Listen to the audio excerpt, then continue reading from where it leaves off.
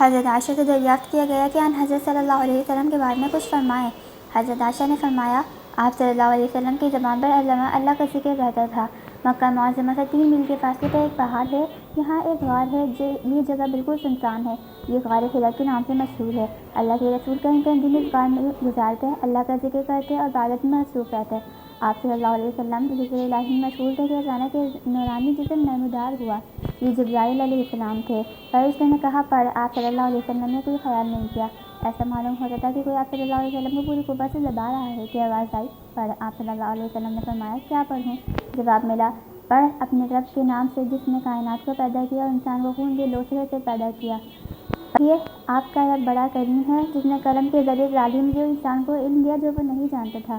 یہ پہلی وحی تھی جو آپ صلی اللہ علیہ وسلم پر نازل ہوئی۔ آپ صلی اللہ علیہ وسلم منصب رسالت پر فائز ہوئے۔ اللہ کے رسول گھر تشریف لائے۔ حضرت خدیجہ سے غار میں جو ہوا اس کے بارے میں آپ صلی اللہ علیہ وسلم نے سنایا۔ حضرت خدیجہ نے جیسے کہ آپ صلی اللہ علیہ وسلم کی زبان مبارک سے سنا فوراً ایمان لے آئے اور فرمایا خدا کی قسم آپ صلی اللہ علیہ وسلم کو کبھی رنجیدہ نہیں کرے گا۔ آپ صلی اللہ علیہ وسلم رشتہ داروں کے کام آتے، سچ بولتے، بے کسوں کی مدد کرتے تھے، ناداروں کا خیال رکھتے ہیں، مہمان کی تواضع کرتے ہیں اور نیک کاموں میں حق بتاتے ہیں، بیہودہ بات نہیں کرتے۔ حضرت خدیجہ آپ صلی اللہ علیہ وسلم کو اپنے بھائی ورقہ بن نوفل کے پاس لے گئیں اور واقعہ بیان کیا۔ وہ الہامی کتابوں کے عالم تھے۔ پکار اٹھے پاک ہے پاک محمد صلی اللہ علیہ وسلم پیغمبر ہیں، پریشان نہ ہو۔ حضرت خدیجۃ الکبریٰ، حضرت علی، حضرت زید بن حارث جو آپ صلی اللہ علیہ وسلم کے غلام تھے اور دیرینہ رفیق حضرت ابوبکر صدیق آپ صلی اللہ علیہ وسلم پر ایمان لائے۔ آپ صلی اللہ علیہ وسلم کی نبوت کی تصدیق کی۔ حضرت ابوبکر صدیق رضی اللہ تعالیٰ عنہ اپنے زیر اثر حلقہ کے لوگوں کو بھی دارالاسلام میں لے آئے، جن میں حضرت عثمان، حضرت زبیر، حضرت عبد الرحمن بن عوف، حضرت سعد بن وقاص اور حضرت طلحہ شامل تھے۔ ایمان لانے والوں میں اضافہ ہی ہوتا رہا حتیٰ کہ مسلمانوں کی تعداد 30 سے بڑھ گئی۔ تبلیغ کا سلسلہ جاری رکھنے کے لیے حضرت ارقم کے گھر کو مرکز بنا لیا۔ 3 برس تک اشاعت اسلام کا کام خفیہ طور پر جاری رہا۔ اور موقع پر آپ صلی اللہ علیہ وسلم نے عزیزوں کو متوجہ کیا۔ آپ صلی اللہ علیہ وسلم کوہ صفا پر چڑھ گئے اور قریش کے لوگوں کو ہر ایک کا نام لے لے کر پکارنا شروع کیا۔ جب سب جمع ہو گئے تو آپ صلی اللہ علیہ وسلم نے ارشاد فرمایا لوگوں اگر میں تم سے یہ کہوں کہ اس پہاڑ کے پیچھے ایک مسلح لشکر جمع ہے اور تم پر حملہ کرنے والا ہے تو کیا تم مجھے سچا سمجھو گے؟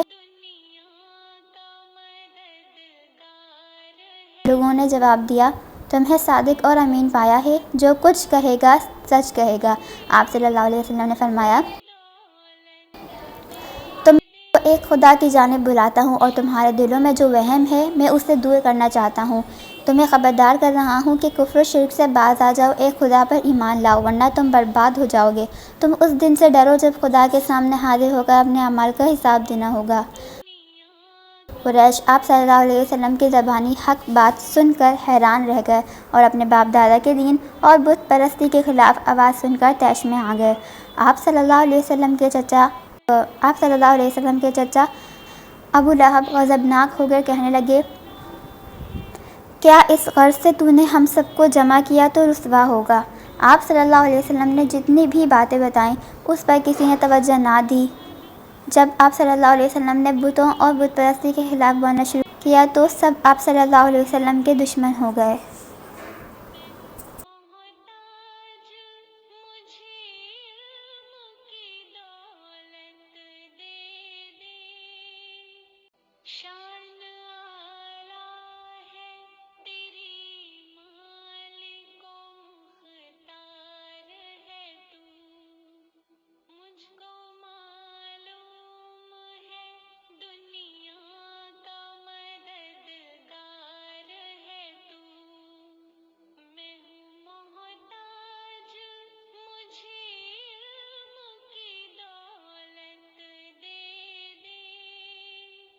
شان